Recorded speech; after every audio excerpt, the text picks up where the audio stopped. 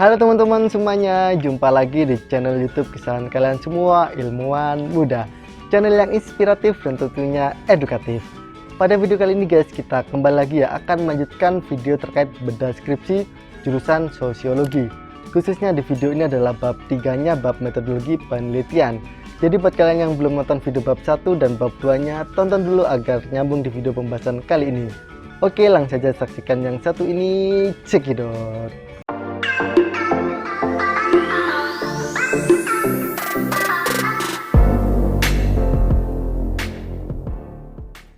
Oke teman-teman, kita akan langsung membahas bab 3 ya. Bab 3 itu biasanya disebut metode penelitian. Lalu ada juga yang menyebutnya sebagai kerangka penelitian.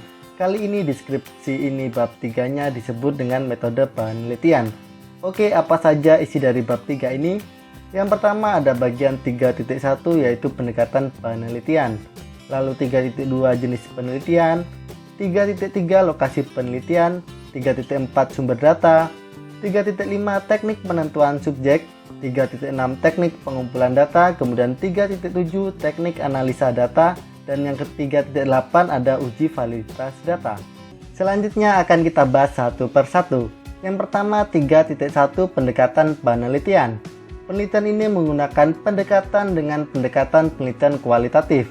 Menurut Bogdan dan Taylor tahun 1975, metode kualitatif adalah prosedur penelitian yang menghasilkan data deskriptif, tulisan atau ucapan dan perilaku yang dapat diamati dari orang-orang atau subjek itu sendiri. Pendekatan ini langsung menunjukkan latar dan individu-individu dalam latar itu secara keseluruhan, yaitu subjek penyelidikan. Baik berupa organisasi maupun individu, tidak dipersempit menjadi variabel yang terpisah atau menjadi hipotesis, tetapi dipandang sebagai bagian dari suatu keseluruhan. Ini menurut Ahmadi tahun 2014. Selanjutnya bagian yang 3.2 yakni jenis penelitian. Jenis penelitian ini menggunakan penelitian fenomenologi. Penelitian ini bertujuan untuk mengetahui dunia dari sudut pandang orang yang mengalaminya secara langsung atau berkaitan dengan sifat-sifat alami pengalaman manusia dan makna yang ditempelkan padanya. Dengan demikian, penelitian fenomenologi harus menunda proses penyimpulan mengenai sebuah fenomena dengan menempatkan fenomena tersebut terlebih dahulu dalam tanda kurung atau dengan kata lain mempertanyakan dan meneliti terlebih dahulu fenomena yang tampak dengan mempertimbangkan aspek kesadaran yang apa adanya. Ini menurut Engkus tahun 2009. Lalu poin yang 3.3 yaitu lokasi penelitian. Penelitian dilakukan di area Sungai Bengawan Solo yang berada di bagian desa X. Lokasi ini menjadi tempat yang strategis untuk dilakukan penelitian dikarenakan kebanyakan masyarakat di daerah tersebut merupakan masyarakat dengan mata pencaharian penambang pasir dan sudah turun-temurun sejak lama. Kemudian poin selanjutnya yang 3.4 yaitu sumber data. Sumber data dalam penelitian ini dikelompokkan ke dalam dua klasifikasi, yaitu yang pertama adalah data primer. Data primer merupakan data yang diperoleh secara langsung oleh peneliti tanpa melalui perantara ataupun sumber lainnya. Data primer didapatkan dengan menggunakan teknik pengumpulan data yang telah dilakukan sebelumnya oleh peneliti. Adapun data primer dalam penelitian ini didapatkan melalui pengamatan atau observasi secara langsung dan wawancara mendalam tentang dimensi kekuasaan dalam kebijakan penambang pasir di desa X. Lalu sumber data yang kedua adalah data sekunder. Data sekunder adalah data yang diperoleh oleh peneliti secara tidak langsung dari subjek penelitian ataupun data yang diperoleh melalui perantara media tertentu maupun sumber lainnya. Data sekunder dalam penelitian ini dapat berupa hasil penelitian terdahulu, jurnal, buku, foto-foto, dan juga dokumen resmi baik dari pemerintah maupun hasil pribadi yang ada kaitannya dengan persoalan dimensi kekuasaan dalam kebijakan penambang pasir di desa X. Lalu poin yang 3.5 teknik penentuan subjek. Pada penelitian ini, subjek penelitian ditentukan dengan teknik purposive sampling, yakni penelitian yang menentukan pemilihan subjek berdasarkan dengan kriteria yang telah ditetapkan. Pada penelitian ini, peneliti menetapkan kriteria sebagai berikut. Yang pertama, masyarakat para pelaku tambang pasir di desa X. Lalu yang kedua, pemerintah yang meliputi pejabat desa yang berkaitan dalam kegiatan tambang meliputi kegiatan, pelaksana, dan pengaturan kebijakan tambang pasir di desa X. Selanjutnya bagian 3.6 yakni teknik pengumpulan data. Kegiatan pengumpulan data yang utama pada penelitian fenomenologi adalah wawancara mendalam atau wawancara kualitatif. Karena dengan metode inilah esensi fenomena yang diamati dapat diceritakan dari sudut pandang orang pertama atau orang yang mengalaminya secara langsung.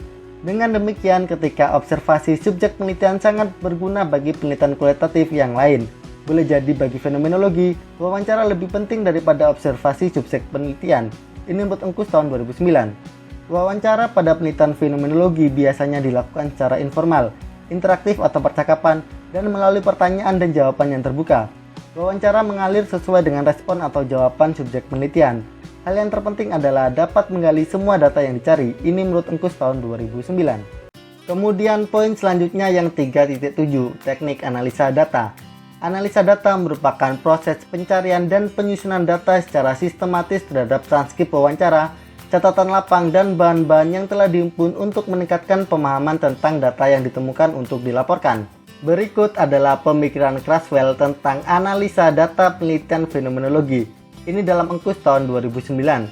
Di sini akan disampaikan penulis pada tabel ya. Coba teman-teman perhatikan pada tabel 1.2, yakni analisis dan representasi data penelitian fenomenologi.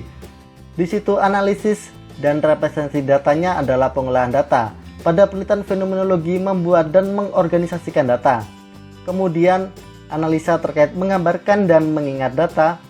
Di situ dengan cara membaca teks, membuat batasan-batasan catatan, dan membuat form kode-kode inisial. Kemudian analisis terkait menggambarkan data. Di situ pada penelitian fenomenologi menggambarkan makna dari peristiwa untuk peneliti. Kemudian mengklasifikasikan data. Yang pertama menemukan pertanyaan-pertanyaan bermakna dan membuat daftarnya. Lalu yang kedua mengkelompokkan pernyataan-pernyataan yang sama ke dalam unit-unit makna tertentu. Kemudian analisa terkait interpretasi data. Yang pertama membangun deskripsi tekstual, yaitu apa yang terjadi. Kemudian yang kedua membangun deskripsi struktural, bagaimana peristiwa itu dialami. Kemudian yang ketiga membangun deskripsi keseluruhan dari peristiwa, yakni esensi peristiwa.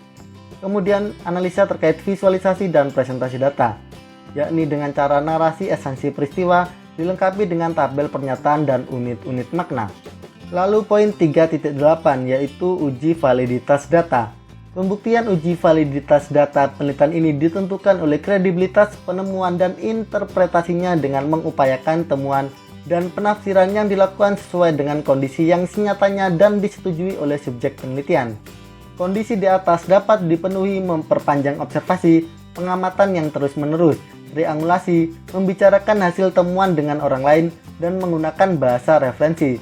Sedangkan reliabilitas dapat dilakukan dengan pengamatan sistematis, berulang, dan dalam situasi yang berbeda.